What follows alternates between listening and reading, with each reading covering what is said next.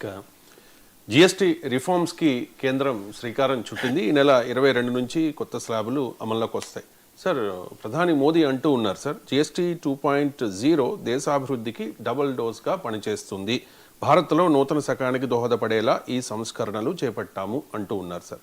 ఏ రకంగా GST reforms దేశ అభివృద్ధికి తోడ్పడతాయి, దోహదం చేస్తాయంటే ఏం చెప్తారు సార్? అసలు జిఎస్టీ రిఫార్మ్స్ అంటే ఏంటో మనకు మొదలు అర్థం కాదు, ఏం అడుగుతున్నారు అని. ఒకటి ఏంటంటే ఫస్ట్ అడుగుతున్నది రేట్ స్ట్రక్చర్ చాలా గజిబిజిగా ఉంది అని. అంటే 5%, 12%, 18%, 28% జిఎస్టీ ఉంది మన దగ్గర 4 రేట్లు. చాలా దేశాల్లో అడ్వాన్స్ అండ్ ప్రోగ్రెసివ్ ఎకానమీస్లో కూడా సింగిల్ రేటే ఉంటుంది. నీకు సింగపూర్లో కూడా ఐ థింక్ సింగిల్ రేట్ అనుకుంటాను, సబ్జెక్ట్ టు వెరిఫికేషన్. చాలా అడ్వాన్స్ ఎకానమీస్లో జిఎస్టీ అనేది ఒక్క రేటే ఉంటుంది. కానీ ఆ ఒక్క రేట్ ఉండడం సైంటిఫిక్ కాదు మనలాంటి కంట్రీలో. ఎందుకంటే వస్తు వినిమయంలో అవసరమైన వస్తువులు ఉంటాయి, వాటి మెరిట్ గూడ్స్ అంటారు. అనవసరమైన వస్తువులు ఉంటాయి, డీమెరిట్ గూడ్స్ అంటారు, లేదా నాన్ మెరిట్ గూడ్స్ అంటారు. అసలు సిన్ గూడ్స్ అంటారు. అంటే ఈ కన్జంప్షన్ మంచిది కాదు సమాజానికి. ఇప్పుడు ఆల్కహాల్ కన్జంప్షన్ ఉంది, ఆల్కహాల్ రోజు తాగేవాడికి కూడా తెలుస్తుంది మంచిది కాదని. వాదనకు చేయొచ్చు, 2 పెగ్గులు తాగితే ఆరోగ్యం బాగుంటుందని కహానీలు చెప్పచ్చు. కానీ మందు తాగితే లివర్ చెడిపోతుంది, ప్యాంక్రియా చెడిపోతుంది, అందరికీ తెలుసు. సిగరెట్ తాగేవాడిది లేదా లంగ్స్ చెడిపోతుంది, లంగ్ క్యాన్సర్ వస్తుంది. గుట్కా తినేవాడిని తెలియదా ఓరల్ క్యాన్సర్ వస్తుంది, మౌత్ క్యాన్సర్ వస్తుంది. అయినా తింటుంటాడు. సో అందువల్ల వీటిని సిన్ గూడ్స్ అంటారు. సో ఇప్పుడు షుగర్ అండ్ సాల్ట్ ఎక్కువ ఉన్నటువంటివి కూడా తింటున్నారు. అది తినేటువంటి తెలియదు, దీనివల్ల ఒబేసిటీ పెరుగుతుంది, బీపీ వస్తుంది, షుగర్ వస్తుంది. అందువల్ల వీటిని సిన్ గూడ్స్గా డివైడ్ చేస్తారు. మరి merit goods, non demerit goods, sin goods ఉన్నప్పుడు లగ్జరీ గూడ్స్ కూడా ఉంటాయి. ఇవన్నీ డీమెరిట్ గూడ్స్కి వస్తాయి. సో మరి అన్నిటిపైన ఒకే ట్యాక్స్ ఉండడం ఎలా కరెక్ట్ అనేది మొదటి క్వశ్చన్. రెండవది, ప్రజలు వినిమయం చేసే దాంట్లో తేడా ఉంటుంది. ఇప్పుడు ఎవరు ఏ వస్తువు వినిమయం చేస్తారు? చెప్పులు ఉన్నాయి. సో ఒక చెప్పులు, సైకిల్ ఉంది, హై అండ్ మోటార్ సైకిల్ ఉంది, హార్లీ డేవిడ్సన్ లేదా రాయల్ ఎన్ఫీల్డ్ మోటార్ సైకిల్ ఉంది. సైకిల్ మీద రాయల్ ఎన్ఫీల్డ్ మోటార్ సైకిల్ పైన ఒకే ట్యాక్స్ ఉండడం కరెక్ట్ కాదు కదా. భిన్నమైన ఇన్కమ్స్ ఉన్నటువంటి సమాజంలో, ఇన్కమ్ ఇన్ఈక్వాలిటీస్, వెల్త్ ఇన్ఈక్వాలిటీస్ సివియర్గా ఉన్నటువంటి సమాజంలో single rate of GST correct కాదు. కానీ అదే సమయంలో ఈ 4 టైప్స్ ఆఫ్ రేటింగ్ అది ఉండడం కూడా కరెక్ట్ కాదు. అందువల్ల జిఎస్టీ రిఫార్మ్స్లో కోరుకున్నది ఏంటంటే సింప్లర్ ట్యాక్స్, మరింతగా కనీసం ఈ ట్యాక్స్ స్లాబ్స్ను తగ్గించాలి అని. ఇప్పుడు ఆ పని చేశారు. ఇప్పుడు 5%, 18% మాత్రమే ఉంటుంది. 18% ఇస్ ద స్టాండర్డ్. వాస్తవంగా అది కూడా చాలా హై. ఇప్పుడు ఈ రిఫార్మ్స్లో ఉండే ఒక ప్రశ్న ఏంటంటే స్టాండర్డ్ రేట్గా 18% పెట్టారు. 5% అనేది ఎసెన్షియల్ గూడ్స్ పైన 5%. So what is essential, what is non essential కూడా మారిపోతుంది, ఒకప్పట్లాగా లేదు. సో ఇప్పుడు ఈ 18% స్టాండర్డ్, 5% ఇది మీకు ఎసెన్షియల్ వాటి మీద పెడుతూ 2 రకమైన ట్యాక్స్ స్లాబ్స్. ఇక సిన్ గూడ్స్ పైన 40% పెంచారు. అంటే 28% అనేది కాస్త 40% అయింది. చాలామంది దాంట్లో ఎక్కువ వస్తువులు చేరుస్తారేమో అని. ఎందుకంటే ప్రభుత్వాలకు ఏంటంటే పన్నులు వేయాలన్నా గులగుల పెడుతూ ఉంటుంది, దురద పెడుతూ ఉంటుంది, ఎందుకంటే ఆదాయాలు వస్తాయి కనుక. సో అందువల్ల 40% పైన ఎక్కువ పెడతారనుకున్నారు, 40% పైన ఎక్కువ ఏం పెట్టలేదు, తక్కువ గూడ్సే 40%లో పెట్టారు. అందువల్ల మెరిట్ గూడ్స్గా అనుకున్న వాటిని, ఎసెన్షియల్స్ వాటి మీద 5% పెట్టారు. ఇప్పుడు ఉదాహరణకు మనకు షాంపూ, సోపు, టూత్పేస్టు, వీటిపైన 5% ఉంటుంది మనకు. ఇవన్నీ రోజు వాడుకునే ఎసెన్షియల్ ఐటమ్స్ కదా. సో అలాగే మీకు 18% మీకు స్టాండర్డ్ ట్యాక్స్గా పెట్టారు. దీన్ని 18% కన్నా ఇంకా తగ్గిస్తే బాగుండును అనే భావన ఉంది. ఎందుకంటే 18% స్టిల్ వెరీ హై స్టాండర్డ్కు. చాలా దేశాల్లో 7% ఈ రేంజ్లో కూడా ట్యాక్సేషన్ ఉంది, అడ్వాన్స్ ఎకానమీస్లో కూడా. సో అందువల్ల మీకు ఇంకా బెటర్ రిలీఫ్ ఉండేది. బట్ స్టిల్ ప్రాసెస్లో వస్తుందని ఆశించుదాం. సో ఇది మొదటిగా వచ్చిన మార్పు. రెండవది ఏంటంటే కరెక్టింగ్ అనామలీస్, అంటే ఈ అసంబద్ధత జిఎస్టీలో చాలా ఎక్కువ ఉండే. చాలా రోజులు చర్చ కూడా జరిగింది. మసాలా పాపడ్స్ పైన ఏ రేటు, పాపడ్ల పైన ఏ రేటు, పరోటా పైన ఏ రేటు, దానికి పన్నీర్ పరోటా పైన ఏ రేటు, ప్యాక్డ్ మీద ఏ ప్యాటు, అన్ప్యాక్డ్ మీద ఏ రేటు, ఇలా గందరగోళం ఉండి జిఎస్టీ ట్రిబ్యునల్ దాకా కూడా పోయాయి. ఆ అనామలీస్ను ఇందులో గణనీయంగా మీకు అడ్రస్ చేశారు. ఇది రెండవది. మూడవది ఏంటంటే కాంప్లయన్స్ బర్డెన్, అంటే చాలా ఎప్పుడు కూడా టాక్సేషన్లో ఉండాల్సిన ఒక బేసిక్ ప్రిన్సిపల్ ఏంటంటే చాలా సులభమైన పద్ధతి ఉండాలి. అప్పుడే ఎవరైనా ట్యాక్స్ కట్టడానికి ముందుకుంటారు. ఇంటిమిడేటింగ్ ఉండకూడదు ట్యాక్స్ స్ట్రక్చర్ కానీ ట్యాక్స్ అడ్మినిస్ట్రేషన్ కానీ. అప్పుడు పన్నుల ఎగవేతకు స్కోప్ ఎక్కువ ఉంటుంది. అందువల్ల దీన్ని మరింతగా కాంప్లయన్స్ బర్డెన్ను తగ్గించేటువంటి దిశగా కూడా ఇందులో ప్రయత్నం చేశారు. తర్వాత ఎసెన్షియల్ గూడ్స్ పైన ఎక్కువ పన్ను వేయకూడదు అనేది చాలా కాలంగా వస్తున్న వాదన. సో అది కూడా అడ్రస్ చేసినట్టు కనబడుతోంది. సో ఇప్పుడు సిమెంట్ పైన రేట్ తగ్గేటట్టు కనబడుతోంది. అలాగే సైకిల్స్ పైన జిఎస్టీ తగ్గుతుంది. హెల్త్ ఇన్సూరెన్స్ చాలా కాలంగా ఉన్న డిమాండ్. అసలు ప్రజల ఆరోగ్యం పైన చేసే ఖర్చుల పైన మీరు టాక్సెస్ ఏంటి అని. ఇప్పుడు హెల్త్ ఇన్సూరెన్సే కాదు, కొన్ని ఫార్మా ప్రొడక్ట్స్ పైన, డయాగ్నాస్టిక్స్ పైన, వీటిపైన కూడా జిఎస్టీ తగ్గించారు. అంటే ట్రీట్మెంట్ కాస్ట్ తగ్గేటువంటి అవకాశం కూడా ఉంటుంది. సో కొన్ని రకాల ఇప్పుడు లేబర్ ఇండస్ట్రీ ఇంకొక ముఖ్యమైన కోరిక రిఫార్మ్స్లో డిమాండ్ ఏముందంటే లేబర్ ఇంటెన్సివ్ ప్రొడక్ట్స్ పైన మీరు జిఎస్టీ తక్కువ ఉంటే వాటికి డిమాండ్ పెరిగి ఉపాధి పెరుగుతుంది. ఇప్పుడు లెదర్ గూడ్స్, టెక్స్టైల్స్, ఇవన్నీ labour intensive sectors. Labour intensive సెక్టార్లో తక్కువ టాక్సేషన్ ఉంటే వాటి కన్జంప్షన్ ఎక్కువ ఉంటుంది. ఎక్కువ ఉన్నప్పుడు వాటిలో వృద్ధి రేటు ఉంటే ఉపాధి కల్పించబడుతుంది అని. సో అది కూడా కొంత అడ్రస్ చేసినట్టు కనబడుతుంది మీకు లేబర్ ఇంటెన్సివ్ సెక్టార్. ఇప్పుడు లేటెస్ట్గా ట్రంప్ టారిఫ్ల నేపథ్యంలో వచ్చింది అమెరికాకు ఎగుమతి చేసేటువంటి వస్తువుల ఎగుమతులు ఇవాళ పడిపోతున్నాయి కనుక ఎగుమతులను ఎంకరేజ్ చేసే రీతిగా కూడా జిఎస్టీ టాక్సేషన్ ఉండాలి. అందుకే కొన్ని రకాల టెక్స్టైల్స్ పైన జిఎస్టీ తగ్గించారు, ఫార్మా పైన తగ్గించారు, కొన్ని రకాలు చేశారు. సో అందువల్ల అక్కడ దానివల్ల లోకల్ కన్జంప్షన్ పెరిగి ఎక్స్పోర్ట్ దెబ్బతినడం వల్ల అవుతున్న రెవెన్యూను కాస్త పూడ్చుకోవటానికి ఉపయోగపడుతుంది అని. సో అందువల్ల జిఎస్టీ రిఫార్మ్స్లో చాలా కాలంగా ఉన్న అనేక డిమాండ్లను ఈ జిఎస్టీ సంస్కరణలు మీట్ చేశాయి. స్టిల్ అన్మెట్ ఏంటి అంటే 18% ఇది స్టాండర్డ్ జిఎస్టీ కూడా చాలా హై. ఇది మొదటి సమస్య. ఇక రెండవది ఇది ఎంత మేరకు గ్రోత్కు బూస్ట్ ఇస్తుందని. అంటే ఇప్పుడు జిఎస్టీ రిఫార్మ్సే కాదు, ఈవెన్ ఇన్కమ్ ట్యాక్స్లో కూడా కొంత రిలీఫ్ ఇచ్చారు. అందువల్ల ఇవాళ భారతదేశ వృద్ధి రేటు ఎఫెక్ట్ అవుతున్న దానికి ప్రధానమైన కారణం ప్రైవేట్ కన్జంప్షన్ ఎక్స్పెండిచర్ తగ్గడం. అంటే మన జీడిపిలో ప్రైవేట్ కన్జంప్షన్ ఎక్స్పెండిచర్ ఒక భాగం, ఒక ఇంపార్టెంట్ వెరీ బిగ్ సెగ్మెంట్.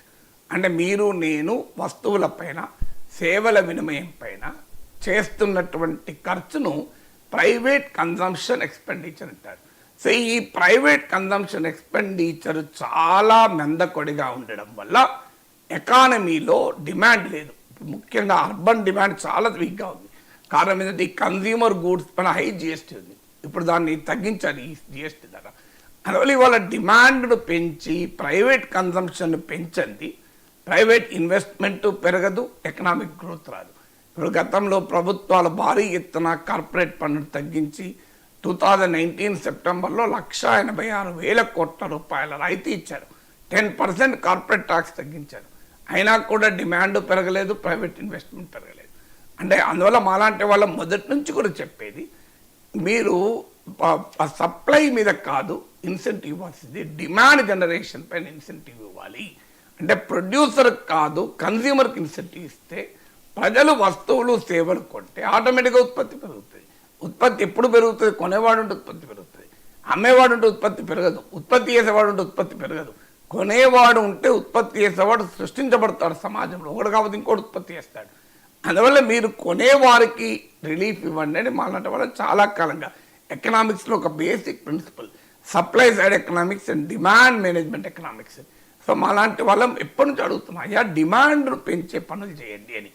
ఇప్పుడు ఈ GST reforms plus income tax డెఫినెట్గా కొంత మేరకు డిమాండ్ పెంచుతుంది, ప్రైవేట్ కన్జంప్షన్ ఎక్స్పెండిచర్ పెంచుతుంది. మరి ఎంత మేరకు పెంచుతుంది?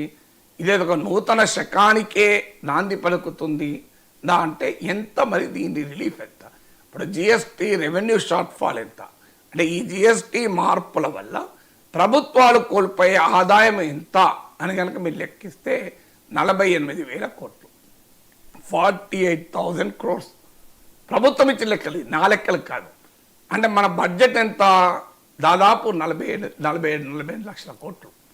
అంటే 48 కోట్లు ఎంతంటే 1%.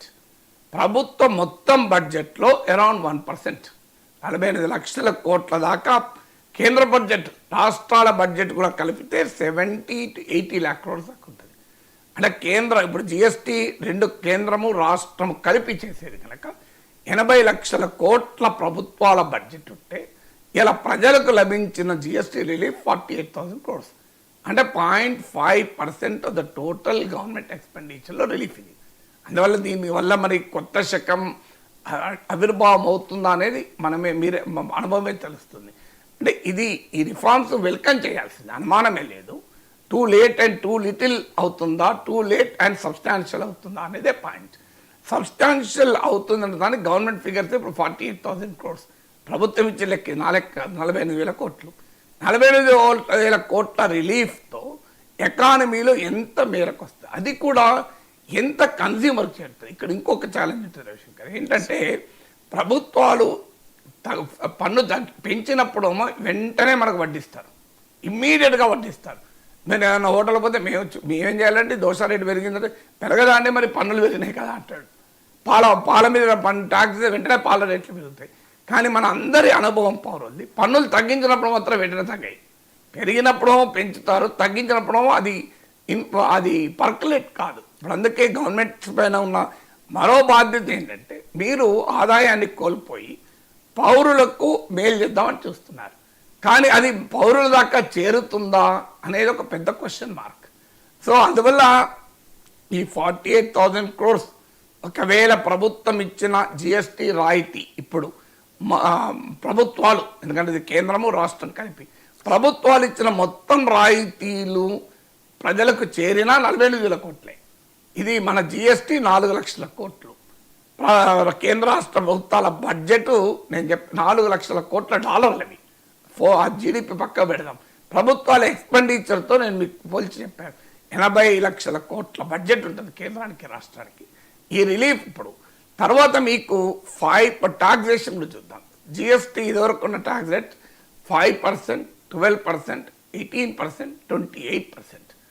సో ఇప్పుడు పోయింది ఏంటి? 5% పోయింది, 28%, 12% పోయింది, 28% పోయింది, 5 and 18 అట్లే ఉంది. ఈ పోయిన 12%, 28% నుంచి జిఎస్టీలో ఎంత షేర్ ఉంది అది చూస్తే మనకు ఇప్పుడు రిలీఫ్ ఎంత అర్థమవుతుంది. దేశంలో వసూలవుతున్న మొత్తం జిఎస్టీలో 7% మేరకు, 7% మేరకు 5% స్లాబ్ నుంచి వస్తుంది. ఇక మీకు 12% నుంచి 5% మాత్రమే వస్తుంది. 12% స్లాబ్ నుంచి 5% ఇన్కమ్ వస్తుంది. 28% స్లాబ్ నుంచి 11% వస్తుంది.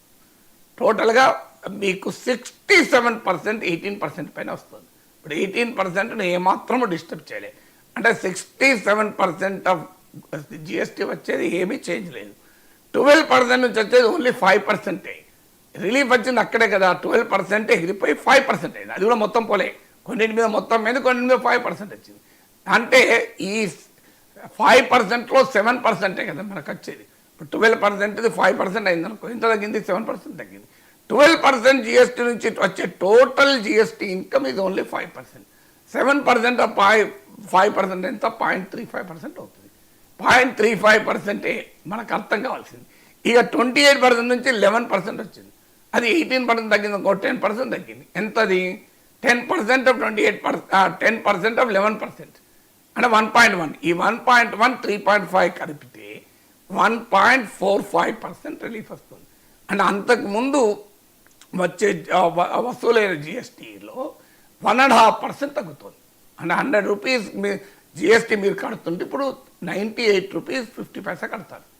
ఇది నేను 2 రకాల కంపారిజన్ ఇచ్చాను. టోటల్ గవర్నమెంట్ ఎక్స్పెండిచర్లో భాగంగా జిఎస్టీ రిలీఫ్ ఎంత చెప్పాను, ఇప్పటి వరకు ఉన్న జిఎస్టీలో ఇప్పుడు వస్తున్న ఎంత అంటే ఇట్ ఈజ్ ఓన్లీ 1.45%. అది కూడా subject to percolating to the citizen. So అందువల్ల ఇది ఇంకా జిఎస్టీ రిఫార్మ్స్ చాలా ఎక్కువ చేయాల్సి ఉండే. కన్జంప్షన్ భూమికి ఇది సరిపోదు అనే భావన కూడా బలంగా ఉంది. కన్జంప్షన్ భూమికి ఇది ఈ మేరకు ఇచ్చే రిఫార్మ్స్ కేవలం టింకరింగ్ అవుతుంది, సబ్స్టాన్షియల్గా కన్జంప్షన్ పెరిగి గ్రోత్కు దోహదం చేయదు అని కొంతమంది అర్థశాస్త్రవేత్తల విశ్లేషణ. అనుభవంలో తేరాలి మనకి ఏమవుతుందని. ఇక మరో ముఖ్యమైన అంశం కేంద్రము రాష్ట్ర సంబంధాలు. ఒక జిఎస్టీ పెట్టినప్పుడు రాష్ట్రాలు కొన్ని ఆందోళన వ్యక్తం చేశాయి, మా ఇన్కమ్ తగ్గిపోతుంది అని. అప్పుడు కేంద్రము జిఎస్టీ చట్టంలో ఒక ప్రొవిజన్ పెట్టింది, దాన్నే జిఎస్టీ కంపెన్సేషన్ సెస్ అంటారు. అంటే అది కూడా కేంద్రం ఏమి ఇవ్వదు, సిన్ గూడ్స్ పైన అడిషనల్ సర్చార్జ్ చేసి ఆ డబ్బులతో జిఎస్టీ కంపెన్సేషన్ ఫండ్ ద్వారా ఏదైనా రాష్ట్రానికి ప్రీ జిఎస్టీ పీరియడ్లో వచ్చే ఆదాయం రాకపోతే తగ్గిన మేరకు కంపెన్సేట్ చేసేవారు. ఇప్పుడు జిఎస్టీ తగ్గితే ప్రైమ్ మినిస్టర్ మోడీయే చెప్తున్నాడు కదా భారీగా తగ్గుతుందని. మరి భారీగా రాష్ట్ర ప్రభుత్వాల ఆదాయం గండిపడదా? కేంద్రానికంటే అనేక రకాల ఆదాయం ఉంటుంది. ఇప్పుడు మన దేశంలో ఖర్చుల్లోమో ఎక్కువ భాగం రాష్ట్రాలు పెడతాయి, ఆదాయంలో ఎక్కువ భాగం కేంద్రానికి పోతుంది. ఇది ప్రాబ్లం. ఇన్కంలోమో సెంటర్కి ఎక్కువ వాటా, ఎక్స్పెండిచర్లోమో బర్డెన్ స్టేట్స్ భరిస్తాయి. అందువల్ల మీకు స్టేట్స్ రిసోర్సెస్ పైన ఇది ఎంత ప్రభావం చూపుతుంది. అందుకే అపోజిషన్ రూల్ స్టేట్స్ అడిగింది ఏంటంటే మాకు ఈ జిఎస్టీ కంపెన్సేషన్ సెస్ను కంటిన్యూ చేయండి అన్నారు. ప్రభుత్వం కేంద్రం ఒప్పుకోలేదు. కేంద్రం ఒప్పుకోకుండా జిఎస్టీలో ఏనేమో సాధ్యం కాదు, ఎందుకంటే ఓటింగ్ రీత్యా చూస్తే. ఇక పొలిటికల్ డైమెన్షన్, ఇప్పుడు జిఎస్టీ తగ్గించారు. మీకు గుర్తుండే ఉంటుంది, ఎప్పుడైనా పెట్రోల్ డీజిల్ రేట్లు పెరిగినప్పుడల్లా కేంద్రంలో అధికారంలో ఉన్న బీజేపీ వాదన ఏంటి, మీరు కేంద్రమే పెంచిందా, రాష్ట్రాలు కూడా పెంచుతున్నాయి కదా, మరి రాష్ట్ర ప్రభుత్వాలే కదా పెంచింది, అవి తగ్గించచ్చు కదా అని అడిగేవారు. ఇప్పుడు మాత్రం తగ్గించినప్పుడు మాత్రం కేంద్రమే తగ్గించినట్లుగా వాతావరణం క్రియేట్ చేస్తున్నారు. ప్రైమ్ మినిస్టర్ ఏకపక్షంగా ఇండిపెండెంట్ డేలో ప్రకటించారు. మరి ప్రైమ్ మినిస్టర్ జిఎస్టీ తగ్గుతుందని ప్రకటించి రాజకీయ ప్రయోజనం పొందుతున్నారే, ఇందులో ముఖ్యమంత్రుల పాత్ర లేదా, రాష్ట్ర ప్రభుత్వాల పాత్ర లేదా? జిఎస్టీ అనేది కేంద్రము రాష్ట్రం కలిపి కదా. మరి పొలిటికల్ బెనిఫిట్ ఏమో కేంద్రంలో ఉన్న అధికారం ఉన్న వాళ్ళు పొందితే రాష్ట్రాల్లో అధికారం ఉన్న వారి పరిస్థితి ఏంటి మరి? అందువల్ల ఆ ఫెడరల్ డైమెన్షన్ కూడా ఇందులో ఉంది. బట్ స్టిల్ అనేక రకాల వస్తువుల పైన దాదాపు అన్ని ఓవరాల్గా చూసుకుంటే